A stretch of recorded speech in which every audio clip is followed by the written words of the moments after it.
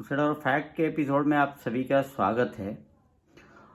सब्र की एक हद भी होती है, तवज्जो दीजिए, गर्म रखें कब तलक नारों से दस्तरखान को।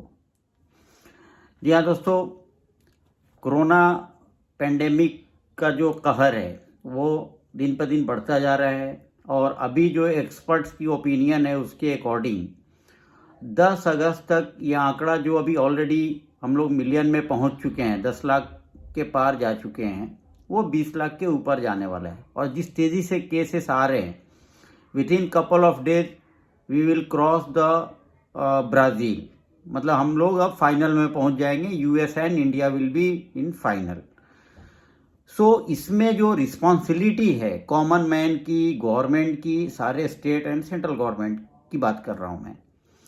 इसमें जो गरीबों से जिस तरह से लूट मार चल रही है, जो एक कॉमन मैन जो अपने नियर एंड डियर को नहीं चाहता है कि भाई बिल्कुल सरकारी हॉस्पिटल में जो ऑलरेडी ओवर फ्लडेड है, लोग नीचे सो रहे हैं, बेड नहीं है, तो वहाँ पे लोग चाहते हैं कि हमारे जो घर के जो करीबी हैं एटलीस्ट उनको प्राइवेट हॉस्पिटल में जगह मिले। प्राइवेट हॉस्पिटलों के ऊपर कोई अंकुश नहीं है किसी भी स्टेट गवर्नमेंट का, सेंट्रल गवर्नमेंट की कोई एडवाइजरी नहीं है। जैसा कि हमारे माननीय प्रधानमंत्री जी ने कहा कि पेंडेमिक को अवसर में बदलें, महामारी को अवसर में बदलें, तो जो बेस्ट एक्सपर्टीज हैं महामारी को अवसर में बदलने वाले, वो इसको बदल रहे हैं। बड़े बड़े हॉस्पिटलों में जो 500 रुपीज से लेस देन 500 की ऑनलाइन किट सेम स्पेसिफिकेशन की अवेलेबल है, उसको 3,000 रुपये में, 4,500 रुपये में, 5,000 रुपये में। और अगर एक हफ्ता कोई पेशेंट एडमिट होता है तो उसके चार्जेस करीबन 50,000 रुपये, 60,000 रुपये सिर्फ हो जा रहे हैं पीपीई किट के, अपार्ट फ्रॉम द बाकी जो उसके मेडिकल के खर्चे हैं और ये हैं। तो कैसे कोई अफोर्ड कर पाएगा जबकि सारे लोगों के रोजगार बंद हैं और इनकम के सारे जो शॉप हैं, किसी की दुकानें हैं, सब बंद हैं। तो इस टाइम में सरकार के तरफ से अगर कोई एडवाइजरी नहीं आती है इसको कंट्रोल करने के लिए, तो आप सोचिए कि ये प्राइवेट अस्पतालों की मनमानी और जो लूटिंग का जो बाजार है वो तो बड़े आसानी से चलेगा। अब वो चले भी क्यों नहीं, क्योंकि सरकार भी उसमें कई हद तक इन्वॉल्व है।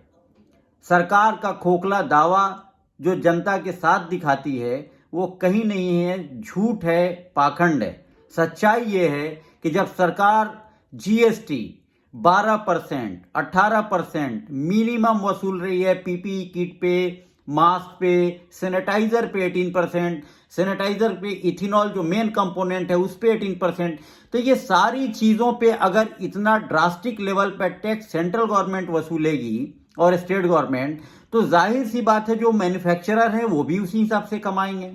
जब सरकार अपने स्तर पे जनता को रिलीफ देने के लिए तैयार नहीं है, तो हम कैसे ये मान लें कि जो प्राइवेट ऑपरेटर्स है वो हमको रिलीफ देने के मूड में आ सकते हैं।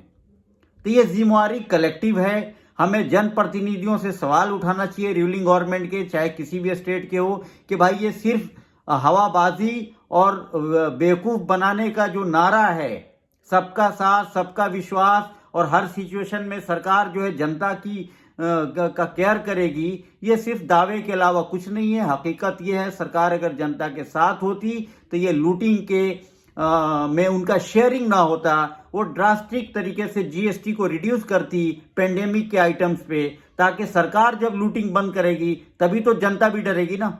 सरकार भी लूट रही है तो बाकी जो प्राइवेट हॉस्पिटल है वो भी लूट रहे हैं। तो अपनी आवाज को उठाइए और सही अपने जनप्रतिनिधियों के थ्रू ये सवाल को आगे बढ़ाइए कि इस तरह से पेंडेमिक के ऊपर कैसे जितने भी उसकी मेडिसिन से लेके उसके प्रिवेंटिव मेजर्स में जो जो भी उसके ये आते हैं सामान, वो सारे चीज़ों पे सरकार का ड्रास्टिक लेवल पे टैक्स की कटौती उसमें होनी चाहिए। जो रिलीफ है जनता को, आम जन को, वो देना चाहिए। और एट द सेम टाइम कोई गाइडलाइन लाना चाहिए कि सारे प्राइवेट हॉस्पिटल भी अपने खर्चे को जो कोविड की सही ट्रीटमेंट है वहां तक लिमिटेड करें। लोगों को पैनिक बना के बहुत बड़ी बीमारी बता के वसूली का लक्ष्य सेट न करें। आप लोग अपना ख्याल रखें। जय हिंद।